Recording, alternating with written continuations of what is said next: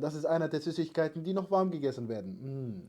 1,5 Tassen Fadennudeln. Auf niedrige Temperatur anrösten, bis sie goldbraun. Weil die so eine schöne Farbe bekommen haben, machen wir die hier rein. Machen in der gleichen Pfanne etwa einen Esslöffel Butter. Geben 2 Hände voll Pistazien. Ein paar Walnüsse, die wir etwas kleiner machen. Und gerne eine Handvoll Rosinen. Sobald die angeröstet sind, lassen wir die kühlen. Dann auf 1 Liter Milch und eine Packung gezuckerte Kondensmilch. Für etwas Geschmack sorgt ein Teelöffel Rosenwasser und einen halben Teelöffel Kardamom. Darauf geben wir noch die Fadennudeln. Und auf niedrige Temperatur rühren wir das weiter. Und wenn die Milch so langsam anfängt zu kochen, dann gibst du deine Nüsse dazu. Irgendwann saugen sich die Fadennudeln dann richtig voll und es wird dann richtig dickflüssig. Zum Servieren geben wir das in Schalen rein. Dann garnieren wir die mit ein paar Pistazien. Ja, Habibi. Das ist was für kalte Tage. Nicht köstlich, königlich. Königlich. Schreibt mir bitte königlich in den Kommentaren. Das ist richtig winterlich.